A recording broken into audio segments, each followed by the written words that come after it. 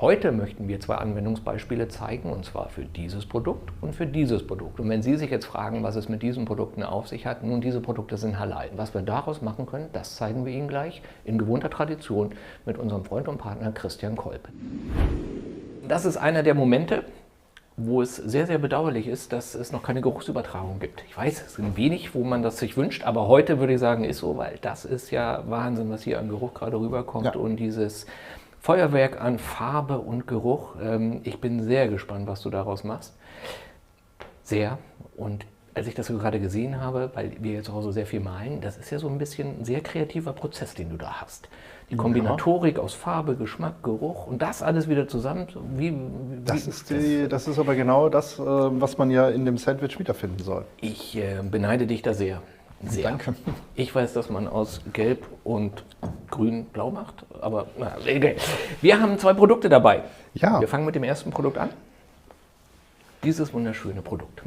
Was kannst du dazu sagen? Ich finde es wirklich sehr spannend, dass ihr in eurem Sortiment Backwaren aufgenommen habt, die der Tradition von Halal entsprechen. Aber auf das Thema wollte ich jetzt nicht in die Tiefe eingehen. Ja. Ich finde es nur gut, dass es da ist. Das heißt, die Käufer, die dann daraus Sandwiches und Ähnliches machen, haben jetzt die Möglichkeit, auch dieses Produkt über euch zu beziehen. Und die Inspiration, natürlich, wenn ich Halal höre, dann gehe ich natürlich auch in ihre Küchenqualitäten rein, von den Gewürzen, Aromen. Man isst sehr viel Rohkost als Salate dazu. Ja. Also es ist eine unglaublich gesunde Küche. Ja. Und da habe ich mir jetzt überlegt, dass wir auch den Rohkostanteil mit aufnehmen. Wir füllen es mit einer Salsiccia, ja, oder mit einer anderen Wurst, die dem entspricht, wo also Gewürze drin sind, wo eine gewisse Aromatik da ist. Okay. Und Hummus wird drin sein. Also auch da wieder die Verbindung zwischen diesen cremigen, nussigen Aromen, die dann wieder mit den salzig-süßen Aromen von den anderen Zutaten wie Tomatenmark in einer super Basis arbeiten. Was mich mal interessieren würde, wenn du solche Konzepte und Rezepturvorschläge entwickelst, muss ich mir das so vorstellen, du sitzt dann in deiner Küche zu Hause und dann testest du quer oder wie ist der Prozess? Also der Anfang für so einen Prozess ist viel Bücher wälzen. Okay. Also auch sich erstmal darauf einlassen, was bedeutet diese Küche. Ja. Und ich habe eine Riesenbibliothek mit Kochbüchern aus allen Herren Ländern. Ja. Und dann fange ich an, das zu lesen. Das heißt, wie machen die Hauptgerichte, wie machen die Vorspeisen und auch Desserts. Und dann überlege ich mir, okay, was kann ich daraus, von diesen Eindrücken, rausziehen, um dann daraus ein Sandwich zu kreieren. Weil für mich ist ein Sandwich ein komplettes Essen auf einmal in einem Brötchen. Sehr schön. Und ich hoffe, dass das alle jetzt gehört haben, insbesondere an meine Kinder gerichtet. Lesen, lesen, lesen. Ohne den geht's nicht. Darf ich es aufschneiden? Du darfst es aufschneiden. Hättest du es gerne so? Ich möchte nur, dass du es nicht komplett aufschneidest. Ja. Aber so, ich glaube, ja. Aber du kannst es ruhig aufschneiden. Wir haben ja genug da. Dann sieht man auch mal die Qualität von innen. Sehr kompakt.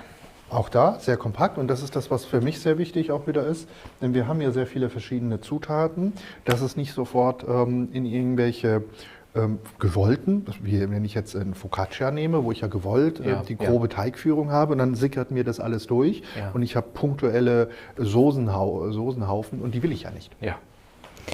Sieht von der Anmutung auch eher aus wie so ein Burger, ne? Wahrscheinlich dann für den Verwendungsanlass, den wir jetzt auch sehr, sehr gut geeignet. Das war auch so meine Inspiration. Und warum schneiden wir es nicht ganz durch? Weil ich die Produkte jetzt so reinlege, dass sie auch einen Halt hinten haben, und dann kann ich es nachher besser essen. Ich bin mal sehr gespannt. Also, wir haben die Rohkost. Die besteht aus Tomate und Gurken und Zwiebeln, und da kann ich alles so ein bisschen reingeben, was ich möchte. Hast du aber sehr klein geschnitten? Ja, weil wir es ja als Füllung haben wollen. Schwiegermuttern sagt, man darf gerne sehen, was man isst. Richtig, man muss halt schnell schauen. Ja. Okay. Da gebe ich jetzt auch Salz wieder dazu. Wenn ich das vorbereiten möchte und fermentieren möchte, so wie wir es auch ja mit Zwiebeln und Karotten, mit allen möglichen Sachen machen können, dann mache ich es vorher und lasse es wieder ein paar Stunden stehen. Dann kommt ein bisschen Säure mit dran, und dann ist das eigentlich ganz gut. Dann Nehmen wir ein bisschen Petersilie dazu für die Farbe. Ich würde, wenn ich solche Salate vorbereite, das hier, die Rohkost, können wir sehr gut vorbereiten, dann aber die Petersilie draußen lassen, weil die wird irgendwann dunkel, also bis schwarz. Das wäre schade. Und wir bewegen uns ja in einer Küche, in der viel Frische und Kräuter auch benutzt werden und da gehört die Minze ganz oben dazu. Okay. Minze. Oh, das finde ich immer faszinierend, ne? Diesen Wiegeschnitt. Ja. Wie viele Jahre hast du gebraucht, bis es so flüssig wurde? Es ist ja gut, wenn man, ich versuche es immer so auszudrücken, eine Palette Champignons kaufen und danach dann hat man es verinnerlicht. Danach hat man es. Sehr schön. Dann verrühren wir das. Eine Palette Champignons. Das ist, das ist auch Geschwindigkeit und Schneiden und Geschwindigkeit beim Schneiden kommt wirklich durch die Erfahrung und über die Zeit. Du sollst jetzt bloß nicht anfangen zu meinen, ich will das auch so machen, das ist Blödsinn. So, das lassen wir jetzt kurz ziehen. Jetzt wechsle ich zu dieser Schüssel rüber, weil wir noch die Cremebasis brauchen. Ja. Und hier arbeite ich dann mit dem Tomatenmark. Hummus. Das ist ein Allrounder. Käse. Spezielle Anforderungen an diesen Käse? Nicht zu dominant. Also kein Old Amsterdam. Ja, es wäre schade, weil wir haben jetzt schon so viele kraftvolle Aromen drin und ich muss jetzt nicht einen Bergkäse da reinmachen, das wäre schade. Dann das Gelbe vom Ei, von einem gekochten, nur das Gelbe. Das Weiße brauche ich nachher für die Soße. Und ein bisschen Olivenöl, Salz. Wenn man mag, Chiliflocken. Wenn man Zwiebeln in dem Fall reingeben möchte, würde ich eher immer auf getrocknete gehen. Klar, frische Zwiebeln haben tolle Aromatik, werden mir aber dann im schlimmsten Fall zu bitter irgendwann, weil sie zu lang drin liegen und zu scharf. Und die Leute mögen das dann nicht so. Und der Vorteil von getrockneten Zwiebeln ist auch der, es saugt mir überschüssige Flüssigkeit. Jetzt kann man es in den Mixer geben und ordentlich aufmixen, dass es eine schöne cremige Masse wird. Oder ich mache es mit einem Löffel, Gabel. Für ein Sandwich, glaube ich, ist der Mixer jetzt ein bisschen übertrieben. Oh ja. So, schön verrühren. So. Das ist die erste Creme, die wir brauchen. Und die nächste Creme machen wir aus Harissa und Mayonnaise und aus dem Eiweiß gekocht. Ich habe mitgezählt, wir sind jetzt bei 2 Cremes. Ja, ich brauche immer oben und unten. Ich arbeite immer gern mit 2 Geschmacksrichtungen. Wenn man sagt, ist mir zu aufwendig, will ich nicht, dann kann man nur mit der einen arbeiten. Aber der Vorteil ist, ich habe dadurch die Schärfe gut eingepackt und kann sie dosiert in dem Brötchen auftragen. Ansonsten kommt ja immer dann die Chiliflocke oder so etwas oben drauf oder so eine scharfe Soße. Das muss nicht sein. Kann man machen, muss man nicht. Kann man machen, muss man nicht. So. Mayonnaise. Also sind wir gesichert, also das ist ja Wahnsinn. So. Das sind aber alles Sachen, die ich ja vorher vorbereitet hätte. Ja. Nein, ich meine einfach so Optik und Geruch, das ist schon schön. Ja, das gehört auch dazu. Insbesondere das Harissa hat so viel Aromatik und findet sich ja auch in der marokkanischen Küche wieder in den Wurstsorten und so. Also wir haben ja eine ganz große Bandbreite, weil es eben so kräftig schmeckt. So, die Würstchen braten. Jetzt können wir natürlich uns überlegen, wollen wir es komplett reingeben, die Würstchen? Dann hätten wir es so, dass ich mich hinsetze und in Ruhe esse. Wenn ich es aber mit auf die Straße geben möchte, also sagt, unterwegs essen, dann halbiere ich die lieber. Okay. So, dann fangen wir mal an. Dieser Creme. Uiuiui. Schön verstreichen. Nicht sparen, denn das ist mit einer der Geschmacksträger. Und jetzt kennen wir das, wo man auch sehr viel Rohkost mit reinmacht. Das ist auch in der türkischen Küche oder in der griechischen Küche bei den Handsnacks gesehen, ob es der Döner ist oder die Pide. Also Ja, da gibt es Lammatschun und sehr, sehr geliebt, ja. So, jetzt machen wir das gleich oben drauf. Aha. Jetzt nehmen wir die Wurst. In dem Fall halbiere ich sie. Eine schöne, kräftige Wurst, auch mit einem guten Anteil an Fett, dass es Geschmacksträger. schön würzig schmeckt. So. Gerne möchte ich Ihnen auch ein paar Tipps zu der verwendeten Rohbratwurst geben. Rohbratwürste zeichnen sich durch den Geschmack aus. Es ist sehr kraftvoll. Wir haben aus verschiedenen Länderküchen verschiedene Fleischzubereitungen wie Lamm, Schwein, Rind, auch teilweise mal Geflügel. All diese Produkte finden Anwendung in der Herstellung und somit kann ich es für alle Länderküchen oder Zubereitungstechniken der Sandwich-Zubereitung einsetzen. Die verwendete Rohbratwurst hat den Vorteil auch, dass ich sie aufschneiden könnte und das Innere herausnehme und dann anbrate und anstatt ein Kebabfleisch so etwas nehmen und in die Sandwich-Zubereitung einbinden. Schmeckt wunderbar, probieren Sie es aus. Und wenn man das 5-6 Mal gemacht hat, dann geht es auch echt schnell. Das glaube ich sofort. Da sind wir beim Thema Üben. Möchte ich Süße haben, gehe ich noch mit Honig hier rein, Ja. in die Soße. Also da bitte einfach überlegen, wie möchte ich das Rezept an meine Geschmacksrichtungen anpassen, genauso wie es mit Kräutern angeht, ob es Schnittlauch oder Petersilie ist. Das kann ich jetzt noch schön mit reinwerfen. So, und dann haben wir ein wunderbares Produkt. Das sieht Hammer aus. Was glaubst du, was ist der Wareneinsatz, wenn man das so immer überblickt? Weil ich bin ja doch immer wieder fasziniert. Ich will jetzt nicht sagen, es sind minderwertig, das ist gar nicht der Punkt, sondern ich finde, es ist ja eine sehr preiswerte Variante auch. Richtig. Das heißt, die teuerste Komponente ist wahrscheinlich die Wurst. Ist die Wurst.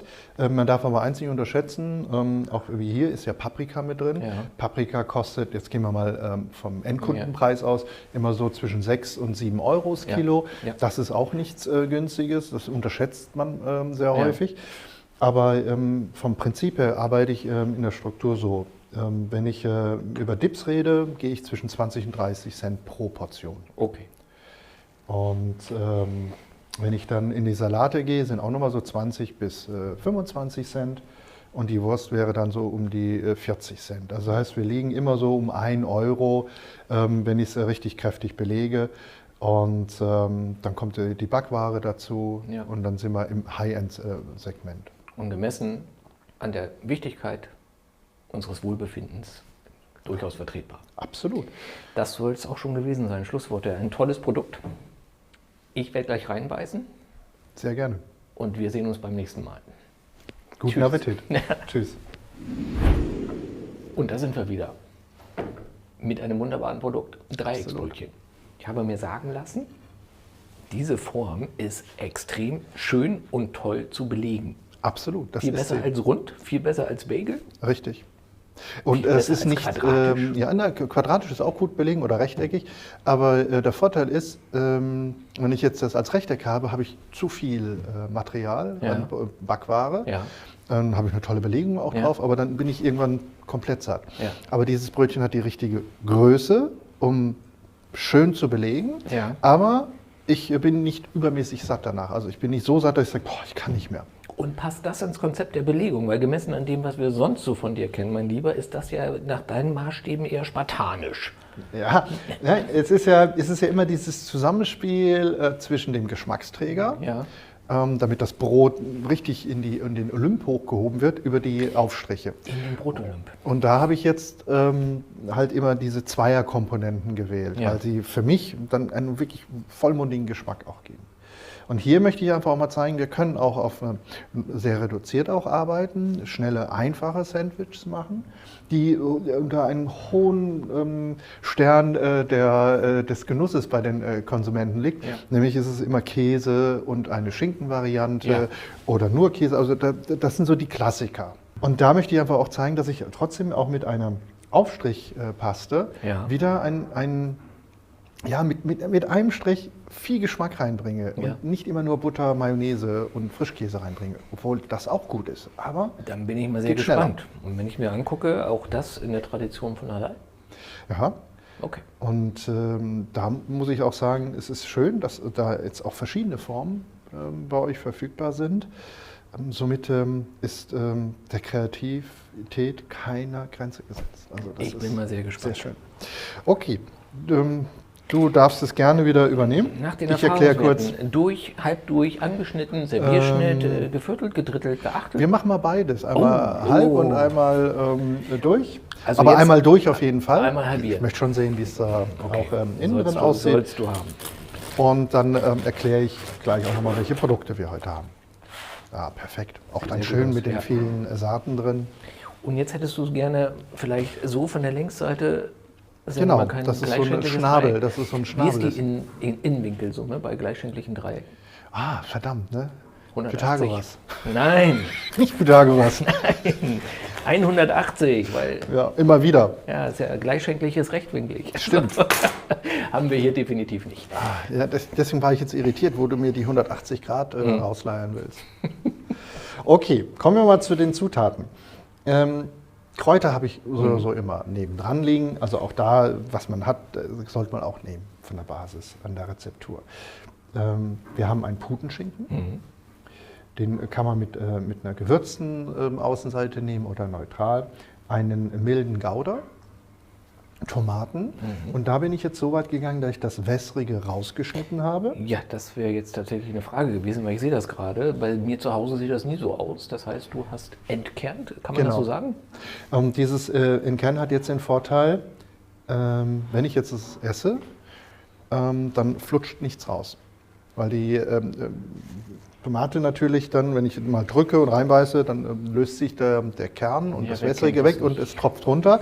Oder wenn es länger liegt, wird das Brötchen mir zu weich. Ja. Deswegen nehme ich mir diesen Aufwand in Kauf.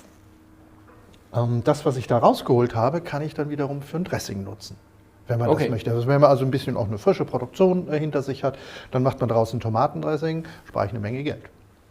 Und Wieder habe es was doppelt gelernt. bezahlt.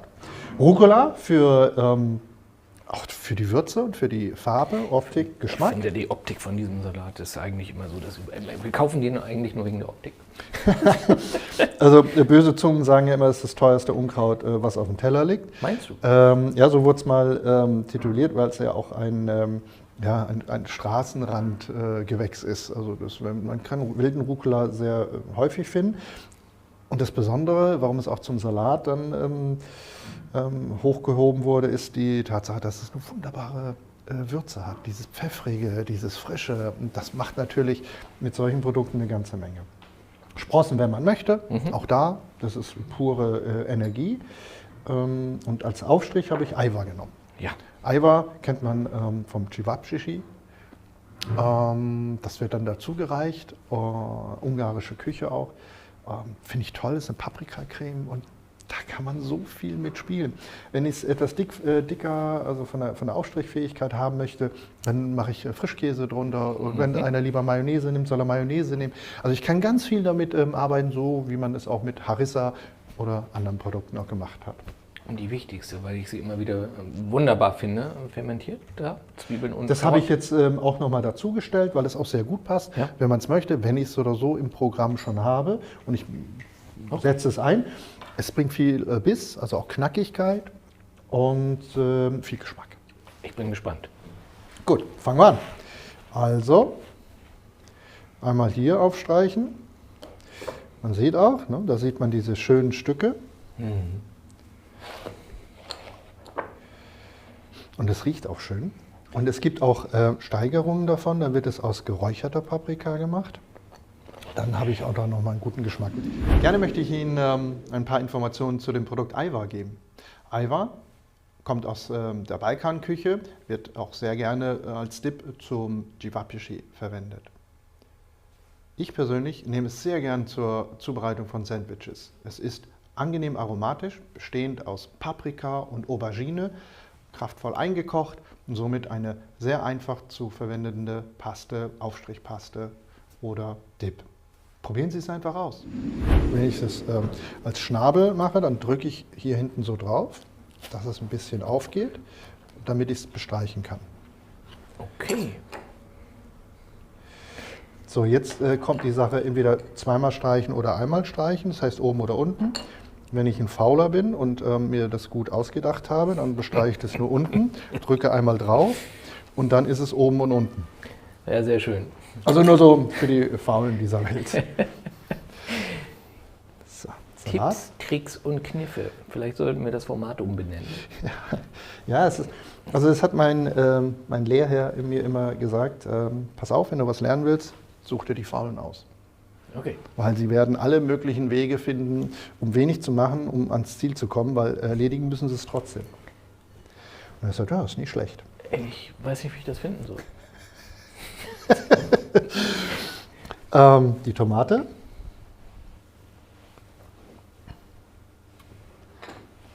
So.